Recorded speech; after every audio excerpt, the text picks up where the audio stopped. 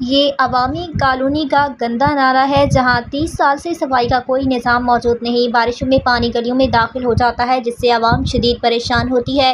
रिहायशियों ने मेयर कराची मुर्तज़ा वहाब और वज़ीर आला सिंध मुराद अली शाह से फौरी इक़दाम की अपील की है। बिलाल नूर की रिपोर्ट कराची से।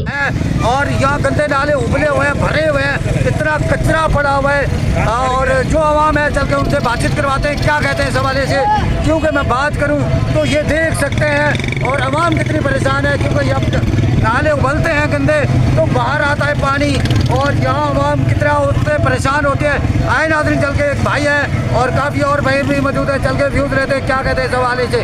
खासकर जी मुर्तज़ा वहाब साहब से ये अपील कर रहे हैं, उसके बाद वज़ीर आला मुराद अली शाह साहब से सिंध से अपील कर रहे हैं कि इस बात का नोटिस लिया जाए और गंदे नालों को सफाई करवाई जाए। जी आए नाज़रीन, चल के व्यूज़ रहते हैं क्या कहते हैं। अस्सलाम सर।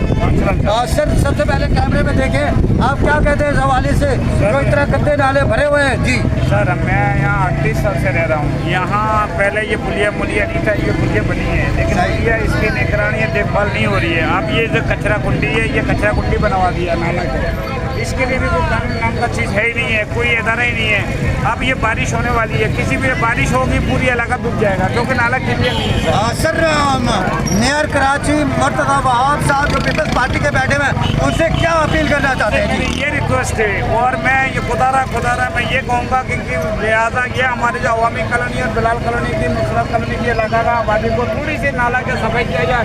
बिजली से हम महरूम है, हमारे लोड शेडिंग का कोई निज़ाम नहीं है, किसी किस्म की नहीं है। तो आप ये हम भी इंसान हैं, हम भी इस मुल्क का एक मेंबर है, हम भी बाल बच्चेदार हैं। अभी हमारे यहाँ का ये हाल देगा सर, आप देखें क्या हाल है। ये अभी बारिश होने वाला है, पानी कैसे गुजरेगी। सही सर, आप क्या कहते हैं इस हवाले से।